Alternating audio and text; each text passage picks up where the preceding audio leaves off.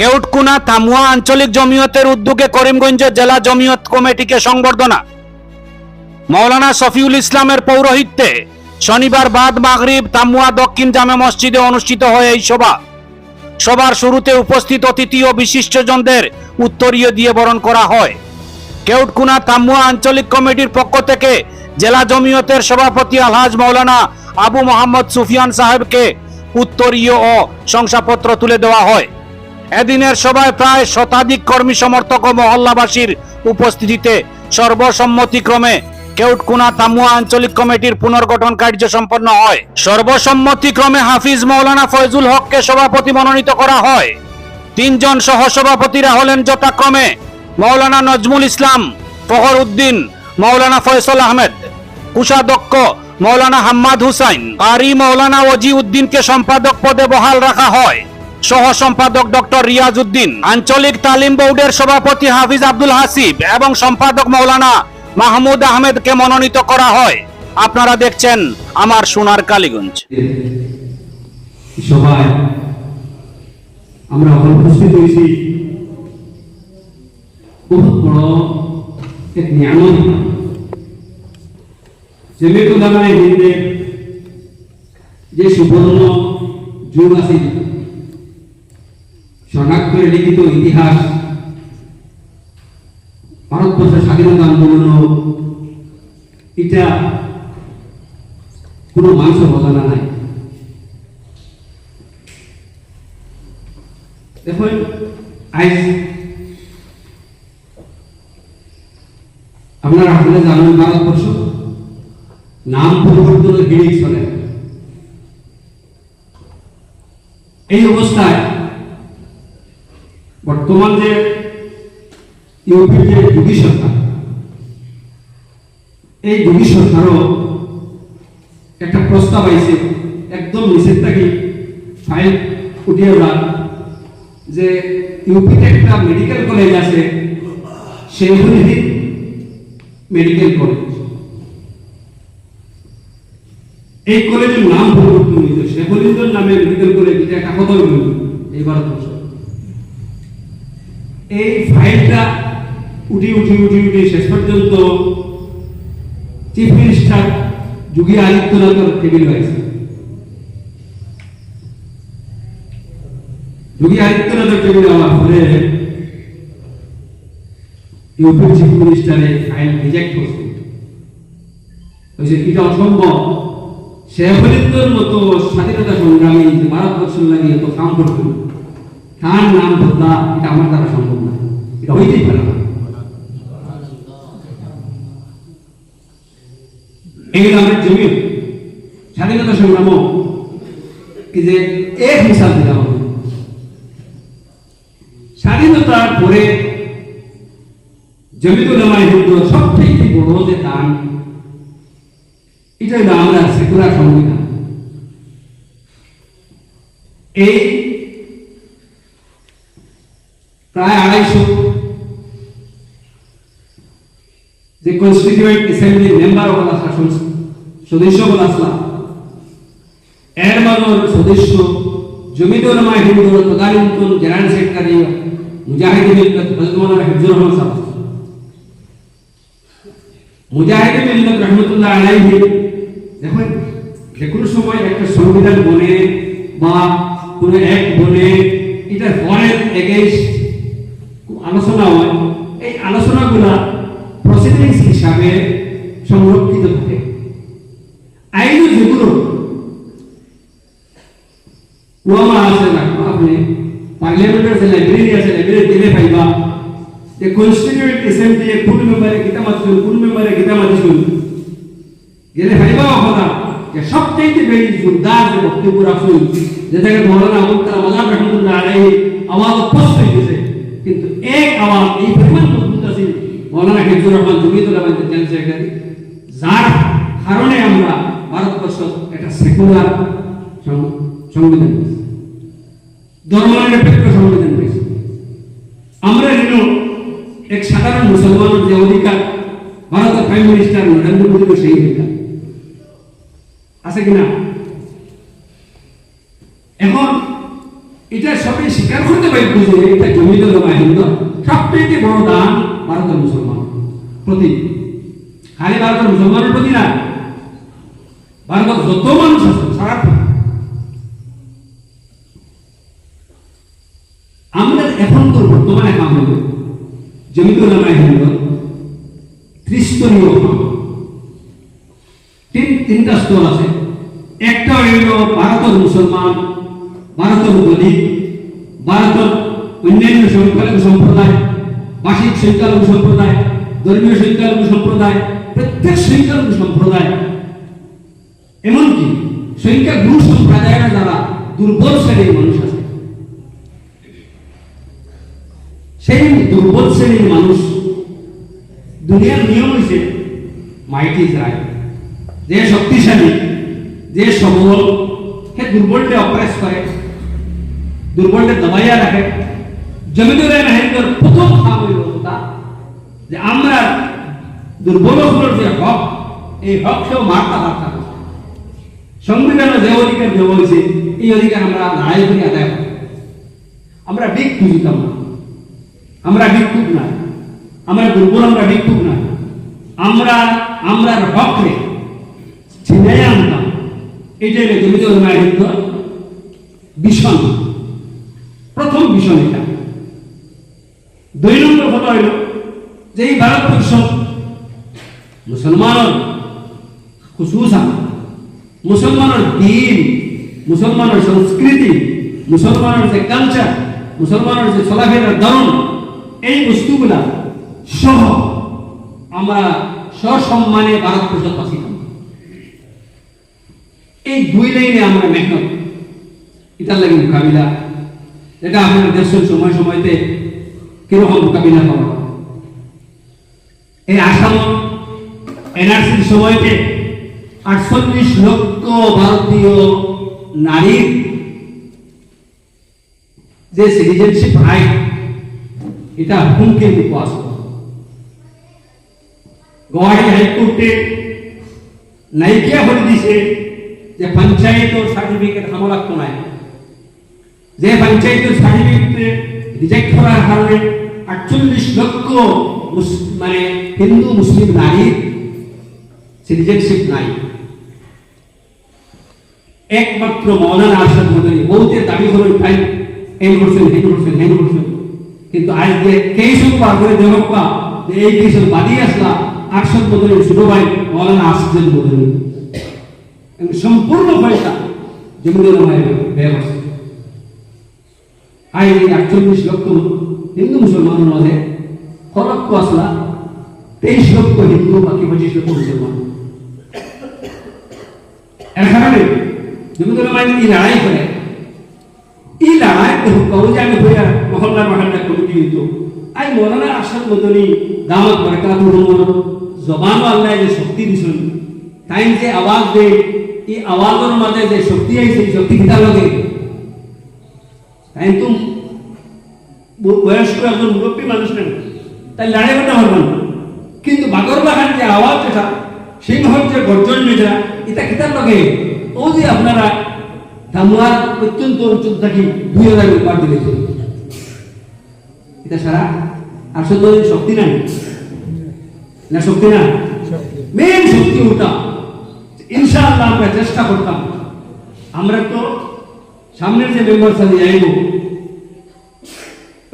তো 1 বছর পরে গিয়ে আছে, আরো 1 বছর 1.5 বছর করে, তখন চেষ্টা করতাম মহলা কথা ইনশাআল্লাহ ওখানে সংকল্প করে দিতাম যে আমরা সামনে 2000 না, আমরা সম্পর্ক 5000 নম্বর দিতাম।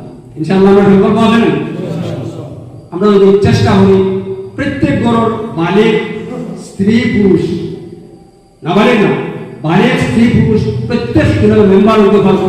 মেম্বার হওয়াটা বড় কথা, পয়সা বড় কথা, খেয়াল রাখবা কথা এক জায়গায় বইয়া না, প্রত্যেক ঘরে ঘরে গিয়া ওখানে বুঝাইতে আমি জমিয়তের মেম্বার, আমি আরশাদ মদনী দাওয়াত বরকাতুহুর আওয়াজের লগের এক আওয়াজ। 2 নম্বর কাম হইল জমিদার মাহিন্দ যেটা স্বাধীনতার পরে শুরু করছে যে মুসলমানের যে ভবিষ্যৎ জিন্দেগি হুজুর তখন ভাই বোন জমিদার ওখানে দেখছে যে মুসলমানের মাঝে যদি ইসলাম থাকে না মুসলমান আলগা খৌ আর কিছু আছে না যে আমরা যে আলগা পরিচয় কিতাব লাগি আমরা নামাজ পড়ি, আমরা রোজা রাখি, আমরা হজ করি, আমরা দিনের ভিতরে থাকি, আমরা মানুষের লাগে ভালো ব্যবহার করি, আমরা পুরুষের থেকে আমরা ইসলামের সাথে হুকুম দিছে আমরা হজ করিয়ে থাকি। তো ইসলামী হুকুম যেটা কোরআন হাদিসের যে সরকার যে ধরন যেটা এটা যদি আমরা আমাদের থাকে না, দিনী ইলম থাকে না, তে মুসলমান রইল। গতিকে 2 নম্বর যেটা কাম সবচেয়ে বড় আমরা অধিকার রক্ষার করেও যেটা এটা হইল মাকাতিবল সিস্টেম, যেটা আলগা সংস্থা করিয়া দিনী তালিমে দৌড় করিয়া বল দিয়া এটা দেওয়া হয়েছে। আর এই দিনী তালিমে দৌড়ের কাঠাতে আপনারা জানিয়ে রাখুন যে আপনার আমার এলাকাতে তো মসজিদ আছে, মসজিদের মক্তব আছে, কিন্তু স্বাধীনতার পরে দেখা গেছে যে বহুত এলাকা এটা আছে যে বিরাম হয়ে গেছে, খালি হয়ে গেছে, এটা মক্তবের সিস্টেম শেষ হয়ে গেছে। জমিদুল মায় হিন্দে কমসে কম 50,000 মক্তব বানাইছে, 50,000 মক্তবে চালাইছে, জমিদুল ফসল চালাইছে, চালাইয়া মানুষের লাইনে তুলে দিছে। এরপরে এখন মোটামুটি মানুষের চালাই দিবা। 3 নম্বর কাম যেটা যেমন আমরা কৌমর মাঝে আমরা পরিবারের তো কি পরিমাণ বদ্ধি নিয়ে আইছি, আমরা রাইস বড় একটা কি হয়ে গেছে ট্রাকশন ব্যাপার, ভালো ভালো পরিবারের তো ভালো ভালো দিনদার পরিবারের তো বাচ্চারা কিনা করে ড্রাগস খাই ও জিন্দগি ধ্বংস করে, হারাম বুঝি করে, বেশ পয়সা মুসলমান বুঝি করা দরকার আছে। মুসলমানদের হালাল কিন্তু কম একেবারে কম বুঝি হইতো, হালাল বুঝি কিন্তু তার গেজা যে গেজা দিয়া মানুষের হারাম গেজা দিয়া যে রক্ত মাংস হইব আবার নমাজ পড়িল এই রক্ত মাংস জন্য তো যাইবনি কখন আপনার তো হইলে কথা হইতা আমরা গেজা হালাল হইতো, আমরা বুঝি হালাল হইতো, আমরা বুঝি বরকত হইতো।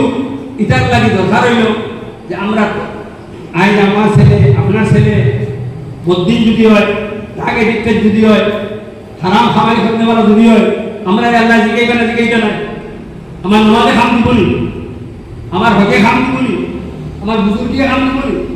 এর কারণে এই সিস্টেম হবার লাগে, মানুষের লাইনও আনবার লাগে। ইসলামের মহাসারা মুস্তকিল এক শোভা জমিদুল মায় কায়েম করছে যে সারা ভারত ব্যাপিয়া মহল্লায় মহল্লায় ইসলামের মহাসারা মানুষের জমাও।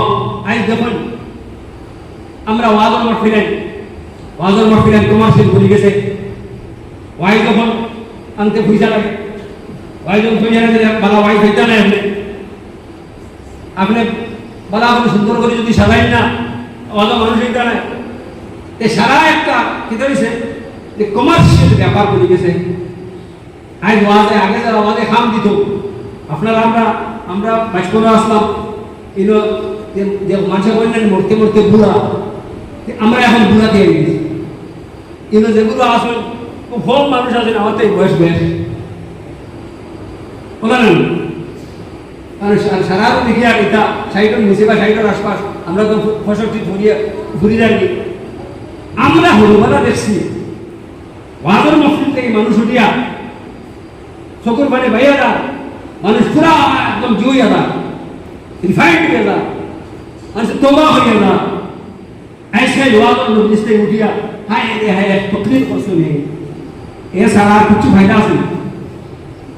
আমি ওয়াজের মসজিদের কেউ করিয়েন না, কিন্তু ওয়াজের মসজিদ থেকে ফায়দাটা আনতাম কিনা জমিদুল মায় হিন্দে একটা আসলে নিছে প্রোগ্রাম নিছে যে এই সমস্ত ফর্মালিটি বজায় না রাখিয়া প্রত্যেক হামসায় ও হামসায় মানুষ জমবো মাইকের জরুরত নাই।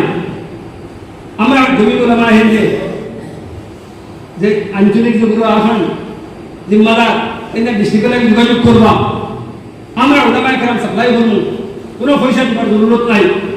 মানুষের লইয়া বইয়া কারণ ফাযাক্কির ইন্নাল যিকরা তানফাউল মুমিনিন, আল্লাহ তাআলা কোরে দিল কথা ইন্নাল যিকরা তানফাউল মুমিনিন।